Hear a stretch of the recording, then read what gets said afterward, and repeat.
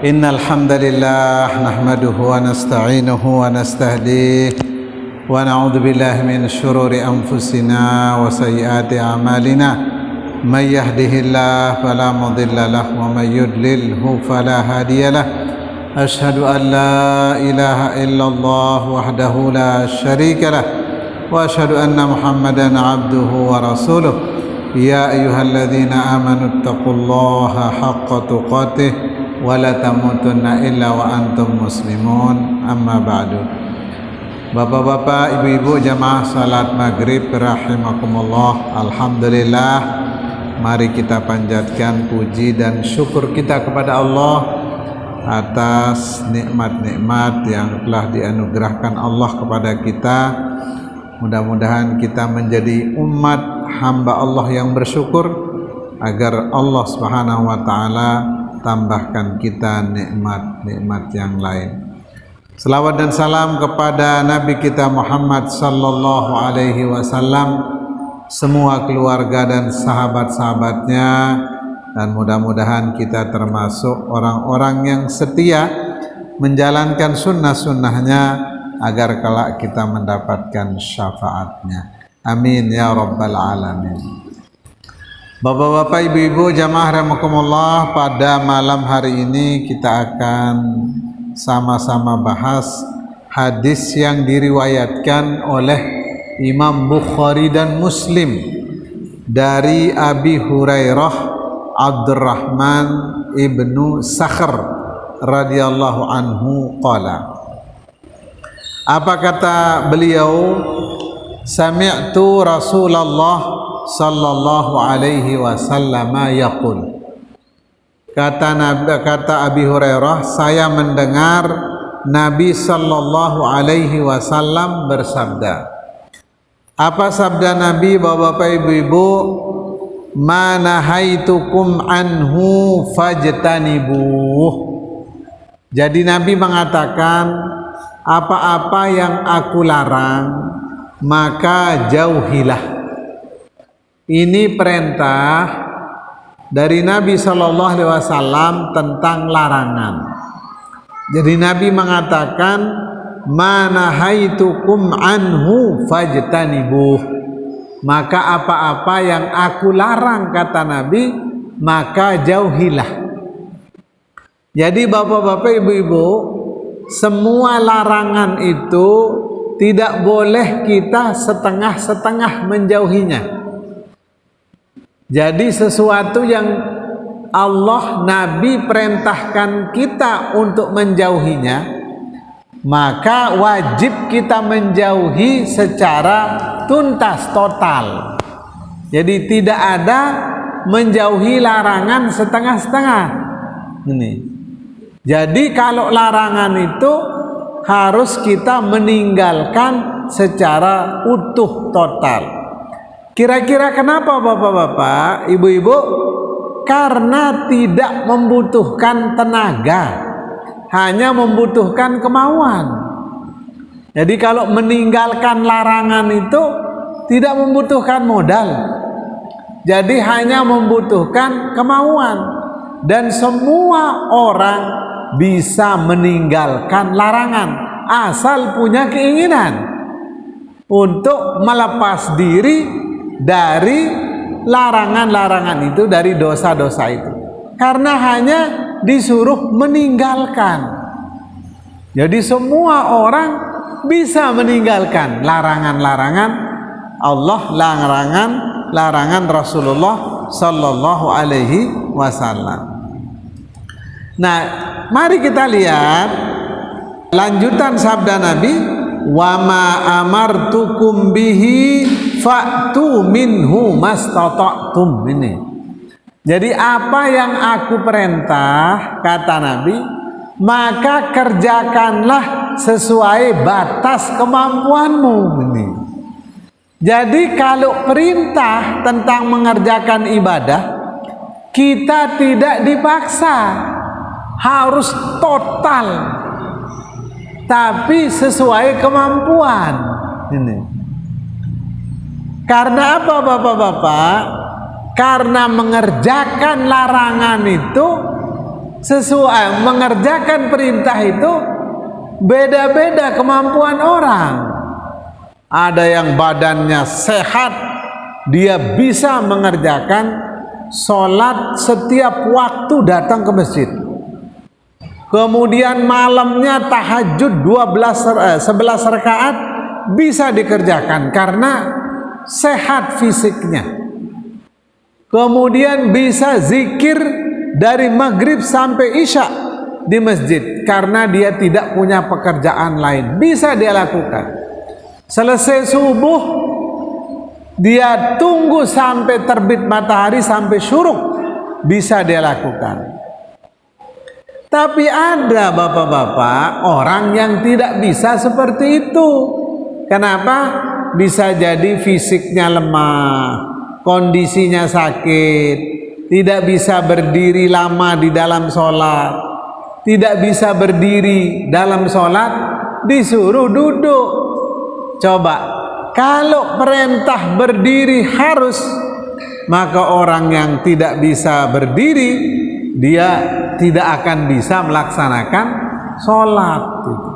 Kalau harus 11 rakaat kita sholat tahajud, tidak boleh tidak, maka orang-orang yang tidak punya kemampuan untuk itu, maka dia tidak akan pernah sholat tahajud. Makanya Masya Allah bapak-bapak, jadi kalau perintah itu sesuai dengan kemampuan. Orang disuruh bersedekah, kalau kita diperintah maka harus kita sedekah, ada maupun tidak ada uang, itu artinya. Tapi ternyata kita diperintah bersedekah kalau ada kemampuan, termasuk juga pergi haji. Kalau harus kita pergi haji semuanya tanpa melihat kondisi, maka apapun, mau aman tidak aman perjalanan, mau tidak ada uang, mau tidak ada, maka wajib semuanya berangkat haji di saat musim haji. Itu artinya.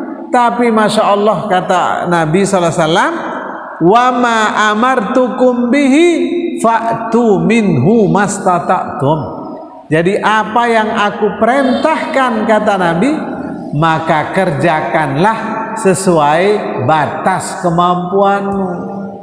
Salat tahajud kita bisa hanya 2 rakaat, ditambah witir 3 rakaat cukup.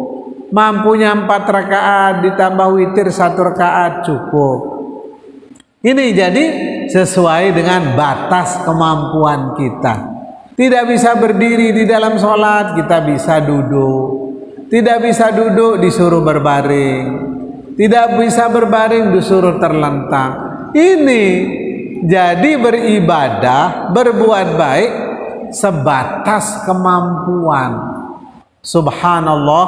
Jadi bapak-bapak, kita tidak dipaksa untuk melakukan kebaikan lebih dari kemampuan kita. Tapi kalau meninggalkan dosa, semua kita bisa, karena tidak membutuhkan kekuatan untuk meninggalkan dosa, hanya membutuhkan kemauan. Kata Nabi, misalnya Allah mengatakan la taqrabuz zina, jangan dekat-dekat kepada zina. Enggak membutuhkan uang, cukup membutuhkan keinginan untuk meninggalkannya saja. Ini. Jadi begitu bapak-bapak rahimakumullah. Jangan menyakiti diri sendiri. Mohon maaf kalau kita yang senang merokok itu kan menyakiti diri sendiri. Ya, jadi minimal menyakiti kantongnya ibu di rumah itu. Karena coba bapak-bapak, kalau kita sambung potokan kita dari sejak dulu kita merokok, sampai Mataram, lebih, ini saking panjangnya. Kemudian kalau kita kumpulkan berapa sehari, kalau kita merokok 30.000 sehari, itu kalikan selama itu kita merokok, sudah bisa kita berangkat umroh berkali-kali. Nah ini bapak-bapak, rahimakumullah. Jadi cukup kita meninggalkan, disuruh tinggalkan, kita tinggalkan, tidak membutuhkan tenaga untuk meninggalkan, hanya membutuhkan kemauan saja. Nah ini bapak-bapak, ibu-ibu jamaah rahimakumullah. Kemudian apa kata Nabi? Fa innama ahlakal ladzina min qablikum kathratu masailihim wa ikhtilafuhum ala anbiyaihim. Sesungguhnya orang-orang dahulu Yahudi dan Nasrani dibinasakan oleh Allah karena terlalu banyak bertanya, cerewet ini. Jadi umat Nabi Musa itu bapak-bapak, ibu-ibu, diperintahkan oleh Allah untuk memotong sapi untuk mengetahui ada orang yang terbunuh. Diperintah potong sapi, ambil salah satu anggotanya, kemudian pukulkan kepada orang yang meninggal itu supaya hidup lagi dan memberitahu siapa yang membunuhnya itu.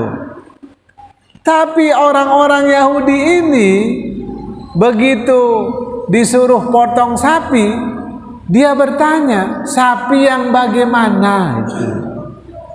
Padahal disuruh sapi, udah potong. Nah jadi umat Nabi Musa ini sapi yang bagaimana? Kemudian Allah mengatakan itu faqi'ul launuha tasurrun nadhirin. Jadi sapi yang enak dipandang gitu. Yang tidak terlalu tua, tidak terlalu muda, warnanya keemas-emasan, dan kalau dilihat enak dipandang. Ini karena terlalu cerewet banyak bertanya, hampir-hampir dia tidak ketemu sapi yang diperintah itu. Padahal perintahnya cukup dipotong, selesai. Ambil anggotanya, pukulkan kepada yang meninggal, dia akan bangun, kemudian memberitahu, ini yang membunuh saya. Itu bapak-bapak, ibu rahimakumullah. Nah kemudian wakhtilafuhum ala anbiyaihim, karena mereka terlalu banyak menyalahi, melanggar perintah-perintah nabi mereka. Nah sehingga di dalam hadis yang lain bapak-bapak diperkuat hadis ini, bahwa hadis dari Abu Hurairah juga, bahwa dari Nabi SAW mengatakan, da'uni ma taraktukum innama ahlaka man kana qablakum su'aluhum wa ikhtilafuhum ala anbiyaihim fa idza nahaitukum an syai'in fajtanibu wa idza amartukum bi amrin fa'tu minhu mastata'tum. Jadi orang-orang yang binasa sebelum kamu itu karena terlalu banyak bertanya kata Nabi, tapi apa yang aku larang tinggalkan ini, dan apa aku perintah kata Nabi kerjakan sesuai batas kemampuanmu. Makanya bapak-bapak, di zaman sahabat-sahabiyah ini, di zaman Rasulullah, sahabat ini terlalu bersemangat beribadah. Luar biasa sahabat-sahabat ini. Sampai-sampai ketika mereka tahajud, qiyamul lail, sholat malam, ada yang bawa tongkat, ada yang bawa tali, itu untuk menyanggah diri karena ingin ini. Bahkan itu ketika mereka bertanya tentang ibadah Nabi, mereka kemudian ingin menyaingi Nabi. Itu ingin menyaingi Nabi. Ada satu mengatakan, kalau begitu saya akan sholat malam dan tidak akan tidur karena ingin menyaingi Nabi. Saya mau sholat aja, saya tidak mau tidur sepanjang malam. Kemudian yang kedua mengatakan, saya tidak akan makan dan akan puasa terus sepanjang tahun, tidak berbuka. Ini dia akan terus karena ingin menyaingi Nabi. Kemudian ada juga satu mengatakan, kalau saya mau menjauhi perempuan, tidak akan saya tidur sama perempuan. Dan kalau ini saya tidak akan menikah karena ingin menyaingi Nabi Sallallahu Alaihi Wasallam.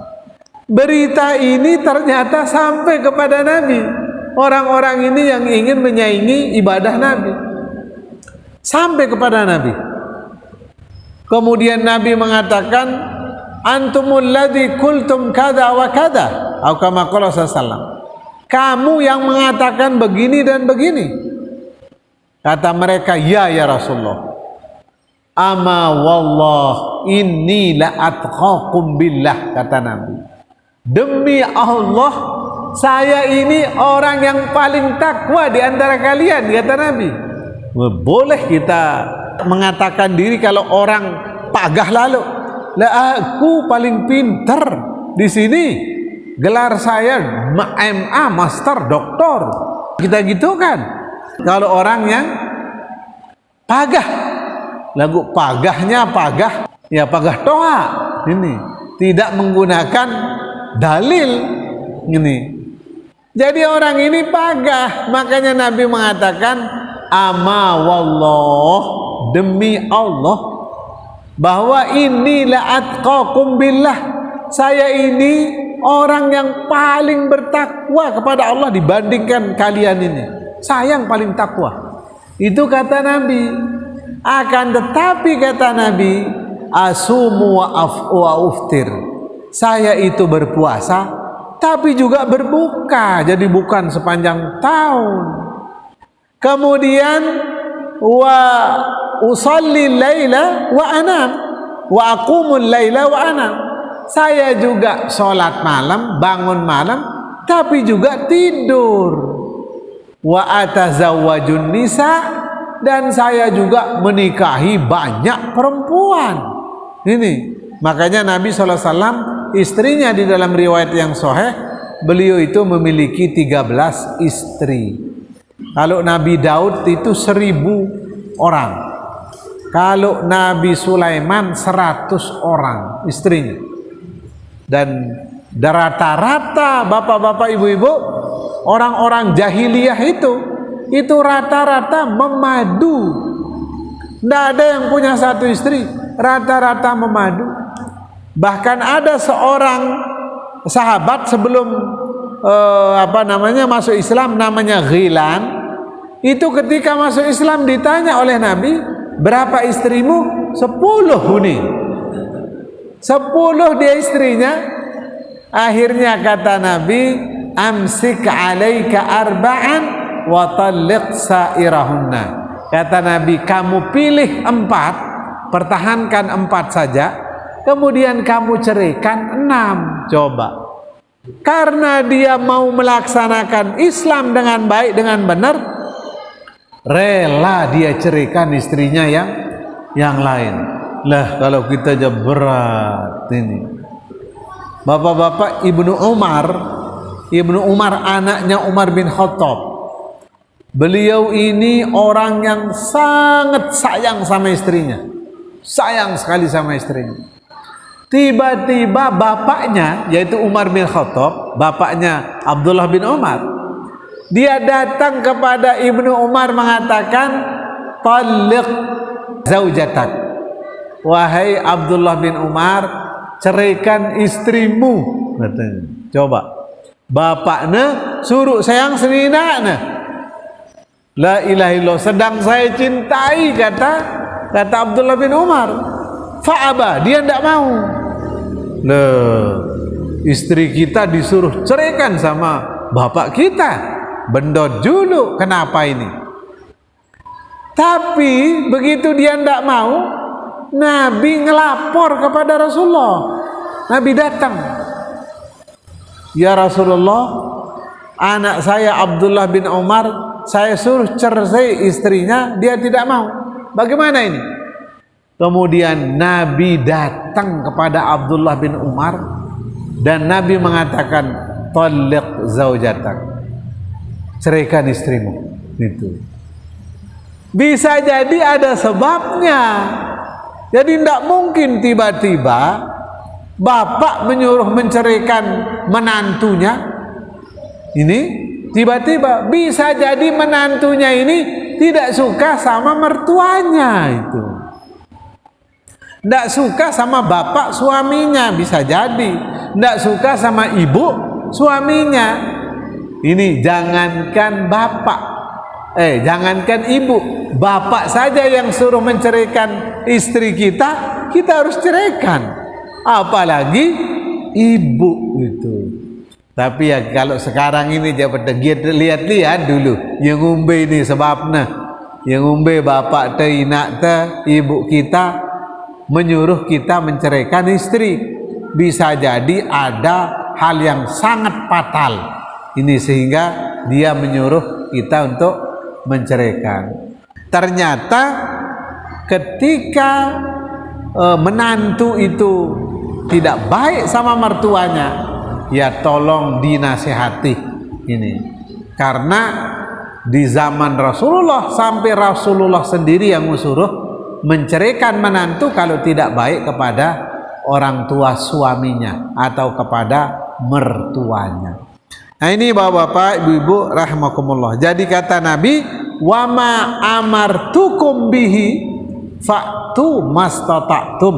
Jadi apa yang aku perintahkan, maka kerjakanlah semaksimal kemampuanmu. Jadi maksimal kalau sholat 5 waktu itu berdiri, itu maksimal. Tapi kalau tidak bisa maksimal berdiri, berarti duduk. Duduk itu maksimal kemampuan kita bagi yang sakit. Jadi kalau duduk tidak bisa, berarti kita berbaring. Itu maksimal kemampuan kita bagi orang yang sakit. Termasuk orang yang sedekah, kalau dia tidak bisa 100.000, maka dia 50.000, itu maksimal kemampuannya. Kalau tidak mungkin 10.000, itulah maksimal kemampuannya. Nah ini bapak-bapak, ibu-ibu rahimakumullah. Kemudian di dalam hadis lain riwayat Abi Hurairah juga, beliau mengatakan khatabana Rasulullah. Jadi kami dikhutbahi, diceramahi oleh Rasulullah sallallahu alaihi wasallam. Apa kata beliau? Ya ayyuhan nas, qad faradallahu alaikumul hajja fahajju. Jadi Nabi berkhutbah di depan sahabat-sahabatnya.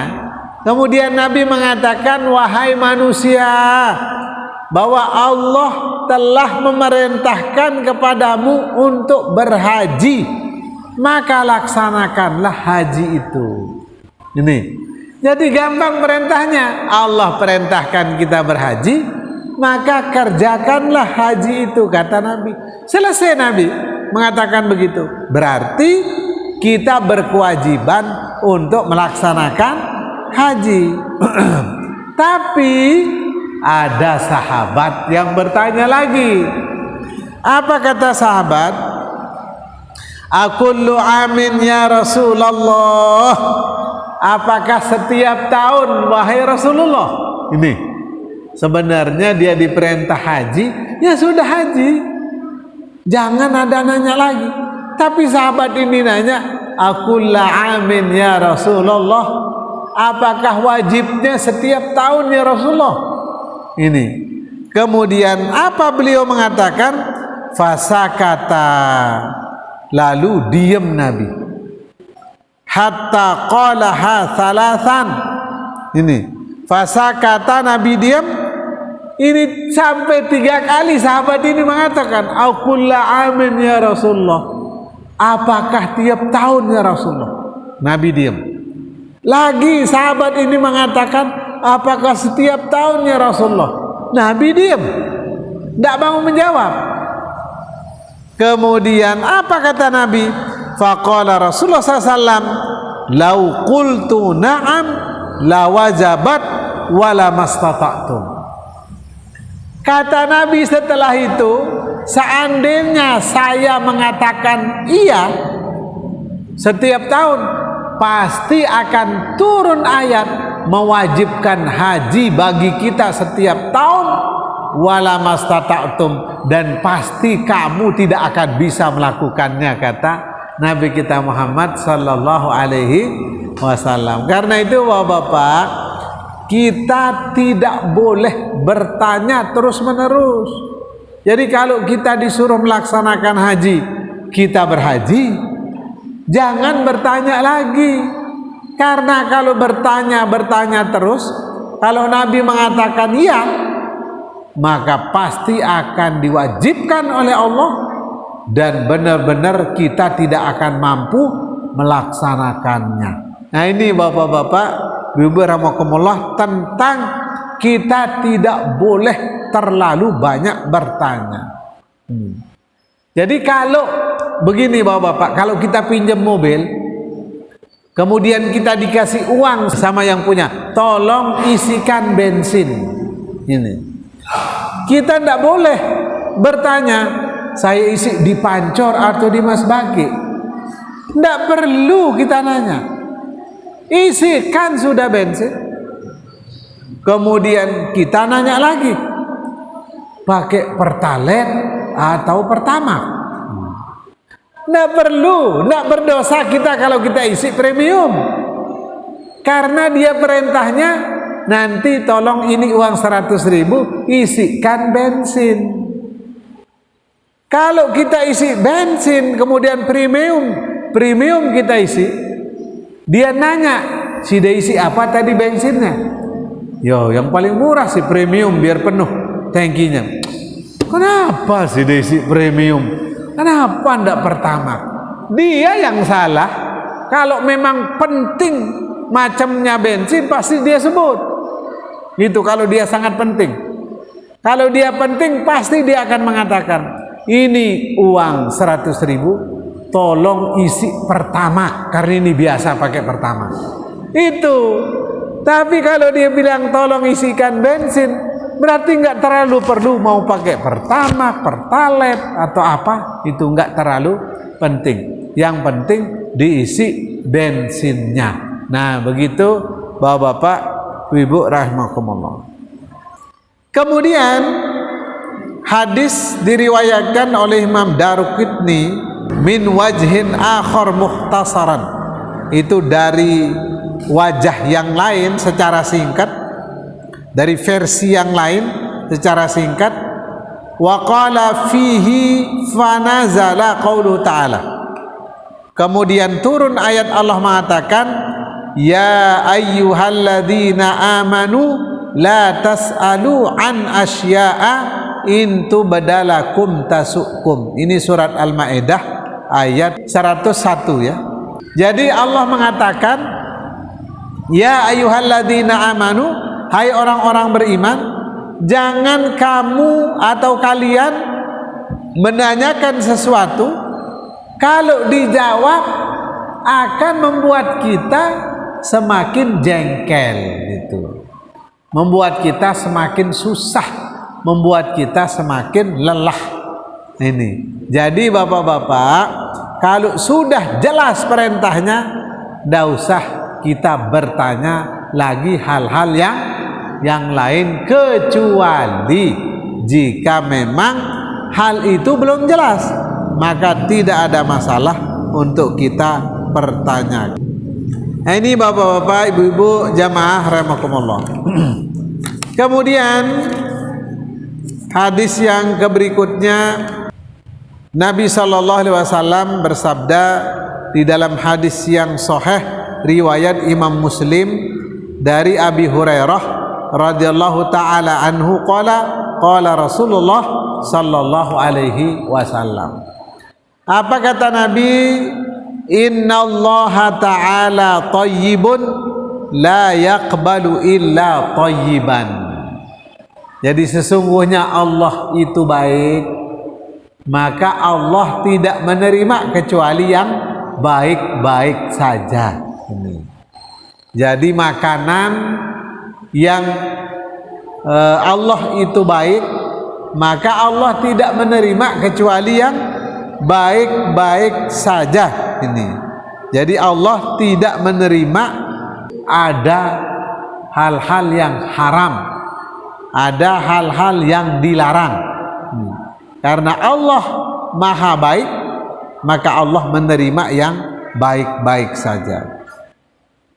Wa inna Allah ta'ala amaral mu'minina bima amara bihil mursalin. Jadi sesungguhnya Allah memerintahkan kepada orang-orang mukmin sebagaimana apa yang diperintahkan kepada para nabi dan rasul. Jadi apa yang diperintahkan kepada nabi dan rasul itu juga diperintahkan kepada orang-orang beriman. Jadi amrun lin nabi, ini kaidah mengatakan amrun lin nabi amrun li ummatihi. Jadi perintah kepada nabi, perintah juga kepada umatnya. Ini bapak-bapak, ada perintah kepada nabi, tapi juga bukan perintah kepada umatnya. Misalnya sholat 5 waktu, ini perintah kepada nabi, perintah juga kepada umatnya. Tapi ada amrun lin nabi walaysa amrun li ummatihi. Ada perintah untuk nabi, tapi bukan perintah untuk umatnya. Apa contohnya? Kurban. Kalau kurban itu wajib bagi nabi, tapi tidak wajib bagi umatnya, yaitu sunnah.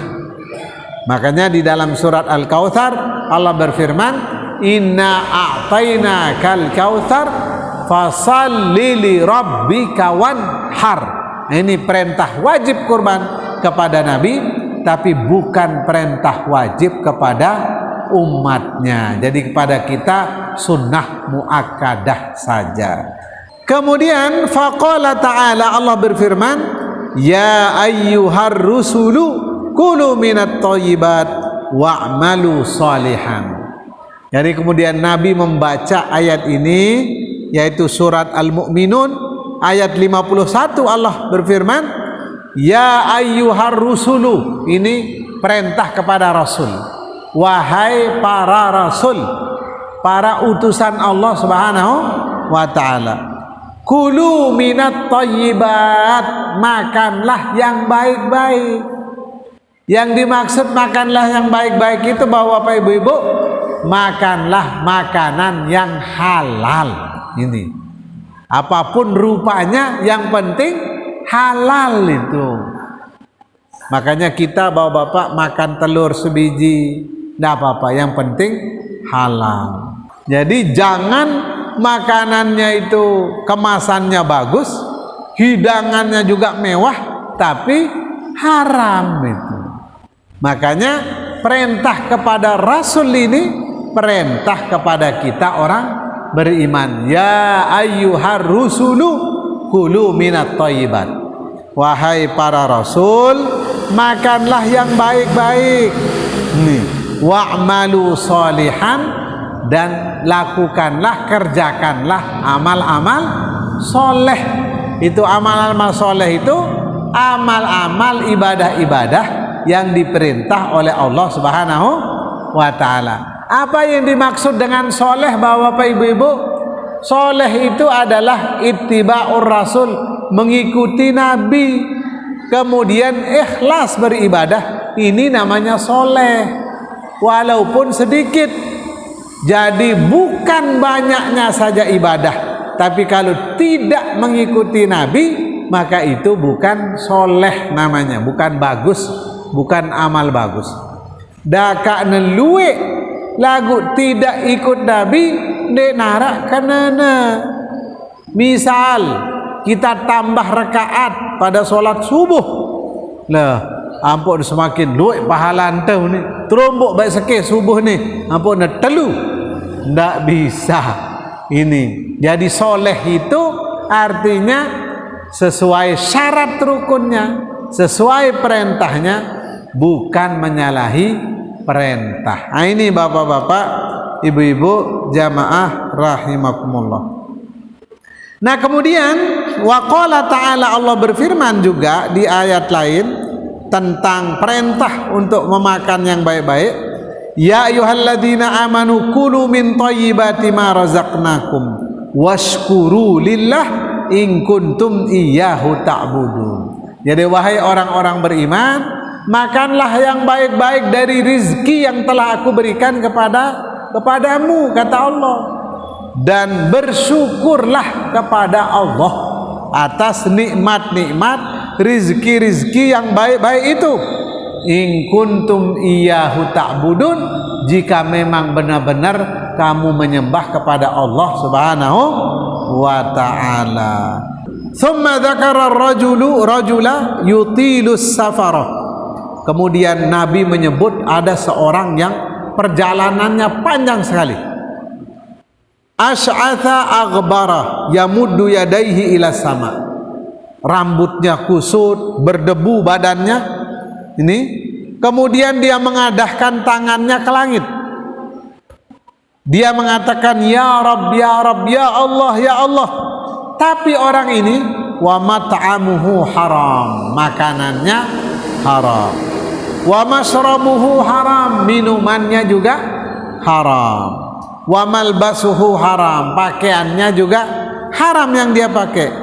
Wa ghudhiya bil haram, juga dia makan makanan yang haram. Fa anna yustajabu dzalika, lidzalika kata Nabi, bagaimana Allah akan mengabulkan doa-doanya kalau semua haram, makanan, minuman, pakaian, makanan yang dia minum, makan, semuanya haram.